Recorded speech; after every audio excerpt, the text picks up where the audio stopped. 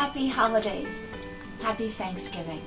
Thank you so much for joining me for this special edition, of Storytime. All week I've been hearing tales from friends and from students about their Thanksgivings, what they look forward to, some of their nightmares. Thanksgiving is my favorite holiday, not only because it falls in my favorite season of fall, but because it seems like it is inherent, at least in my experience, to be a coming together of friends and family, of loved ones, simply on the intention of connection and gratitude. It can be a hard time to be together with people who perhaps we don't truly align with, and yet we are connected to. I want to share with you a few of my favorite Thanksgiving stories. And I want to warn you, they're not maybe what you think.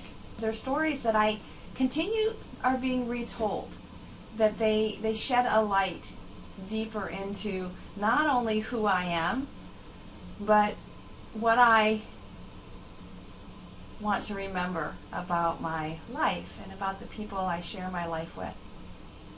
So the first story I want to share with you is actually my first year away from home. When I left home to go to college, I went to a school about 6 or 7 hours away from the family home. Now, my brother was at a somewhat neighboring school. He was just south of where I was, another hour and a half. So we opted to hail a ride. There were a lot of kids that would be going from Wisconsin to Minnesota, and that's where we were going. He was actually in Indiana, but I was in Milwaukee, Wisconsin, and he was in South Bend, Indiana. And so he was able to find a ride that was going to come north to Wisconsin before heading west to Minnesota. So the long and the short of it is that my brother and I hitched a ride to come home for the Thanksgiving holiday. Not quite as rough as it sounds, but I remember at one point sitting on the side of the road, and there was some engine trouble, some car trouble of some kind. And I looked at my brother, now he's older than I am, and I was like, are we ever going to make it home for Thanksgiving? And he responded something like, I don't know if we're ever going to make it home, period. Now, I don't think we were really in any harm's way, but it was kind of outside of our experience, our threshold of just safety. Now, we really weren't in any risk. The driver fixed the car and we continued on our way. Maybe a little more noise from the engine. But the real difficulty happened when the driver wanted to know where to drop us off. When I left for school in August until now in November, my parents had moved. They relocated. But I didn't have the address, and neither did my brother. So we knew the town, and so we literally just had our driver drop us off at the truck stop on the south side of town in Elko, Minnesota. And then we called the neighbors to get our phone number so we could tell our parents where to come pick us up. I tease my parents to this day that they tried to get rid of us. Now there's 7 of us kids, as I've shared with you before, so getting rid of 2 out of 7 would still leave a house full. Would they even notice that we weren't there for Thanksgiving dinner? Yeah, so Thanksgiving was my favorite time of year. It was important for me to come home. I think it became even more significant when my brothers and sister and I started heading out to college. Thanksgiving was really a special time to come home and be together. We'd play games, we'd invariably poke fun. Most notably, we'd all gang up on my mom. My poor mom suffered a lot of loving and yet pretty crude humor at her expense. Sorry, Mom. Love you. So one of these Thanksgivings home, one of these trips home from college, my grandparents had indicated an interest in coming to join us. Now, my grandparents lived in a ranch in western South Dakota. They were aging, and they had left the ranch to move in town.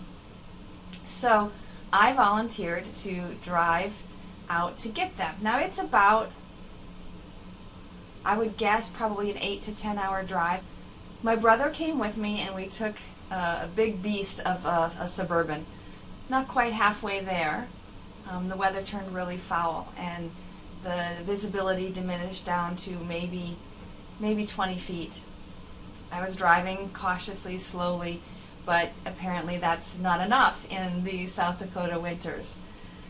I slid, and not only did we lose our way, we triple rolled and spun the vehicle, landing on our head, in which case I essentially destroyed a Suburban. It was not my first accident, but it was definitely a traumatic wake up to think of all the cautions that I put in to protect myself, to protect or to arrive safely, and really, the weather wins out every time.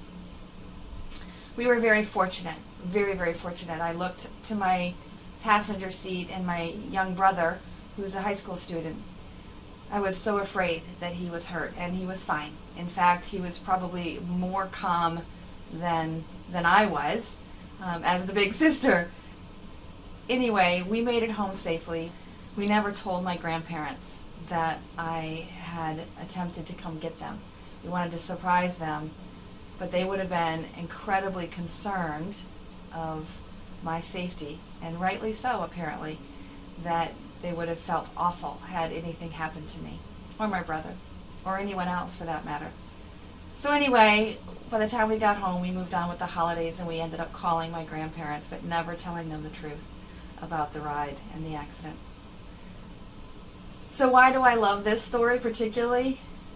I guess because I felt like a grown-up in this story. I felt like my folks trusted me enough to go get my grandparents this package of importance and significance, this amazing couple. And yet there was also no punishment and no shame for having had an accident and destroying their car. All they were worried about was that we were safe and that we could get home. Anyway, I'll never forget how it felt to call my dad, and I was so afraid to tell him that not only did I, have an accident, but I was stranded. And he took it in stride. He, not just stride, but he was overwhelmingly focused on my safety and wanting me to be safe. Thanks, Dad. But the reason this story is so important to me is that although I razz my parents for not giving me their address, they want nothing more than to support and love me. And that's exactly what Dad proved that afternoon, is that he didn't care about the truck. He didn't care whether I made it all the way to Grandma's house and brought her home or not. What he cared about was all of our safety.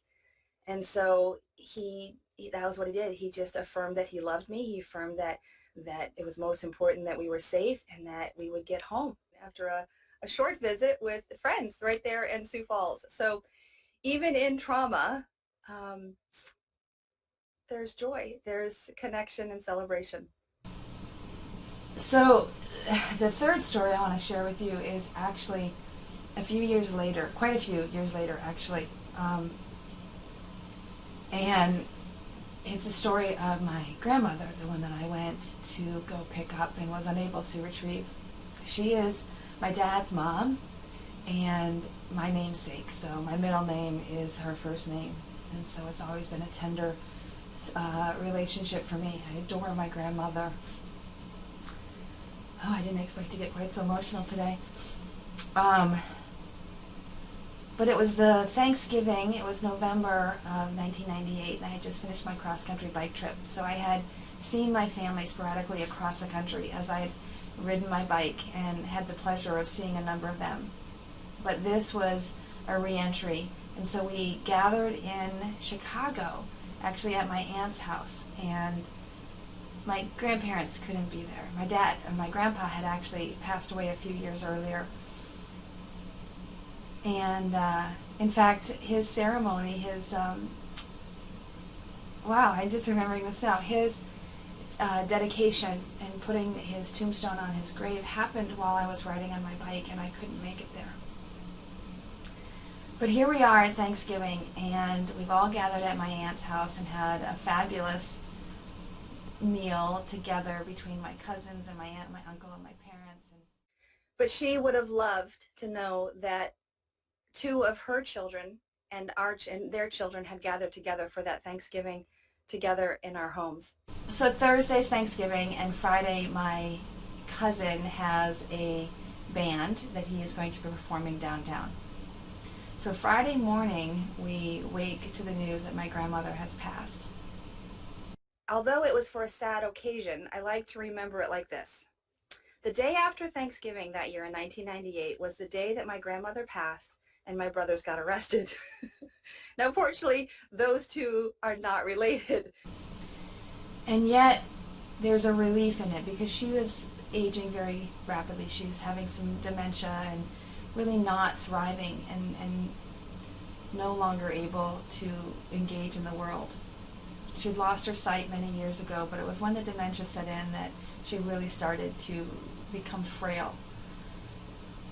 So we were in mourning that day, and yet in true grandma fashion, we wanted to also celebrate her life, celebrate the fact that we were together.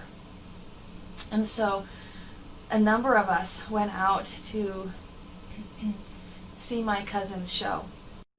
The chaos of a live show in Chicago on Black Friday only now really occurs to me. And as the show was getting ready to start, the place actually closed. We never really found out exactly what happened. I don't know if there was too many people, but they started forcing everyone out. But we were pushed and we were pushed and we were pushed. Well, somebody pushed one of my brothers, and that led to another brother defending him, which led to the third brother protecting that one. Long and the short of it is that we didn't really know who they were pushing and shoving and fighting with. It turns out it was the Chicago police. So my brothers got arrested. Well, the long and the short of the story is that we just wanted to support my cousin. We just wanted to be there to hear the band. And there was some misunderstandings about who was who. And by the end of the night, I was waiting for my sister-in-law to pick me up and head over to the jail to bail out my three brothers on the day after Thanksgiving. So, again, what I love about this story is not that my brothers ended up in jail, but that they ended up in jail together. That it was simply a matter of defending and protecting each other. Granted, there was some miscommunication as to who they were being defended against, but they were in it together for the long run. And I'm sure that the emotions were high, just being that my grandmother had passed and we were there to celebrate. But in the end, it was what mattered is that family mattered, and that connections. We all came together as family to honor our ancestry, to honor the story of my parents and my grandparents, and the story of our children to come. None of us had children yet, but that was in the future. We're Irish Catholic, of course it was in our future. So that's the stories that I want to share with you today. But I want to leave you with an invitation, as always, an invitation to share your story. If you're gathering with family this holiday, gathering with friends who feel like family, see if there's an opportunity for story time. Share your favorites, whether it's your favorite food, whether it's your favorite catastrophe, whether it's your favorite hero. Share a story so that we can really connect and see each other for the humans that we are. May you breathe deeply, move freely. May you labor lovingly and live vibrantly. I'm Kimberlyn with Life's Work Yoga, and this has been Story Time. Namaste.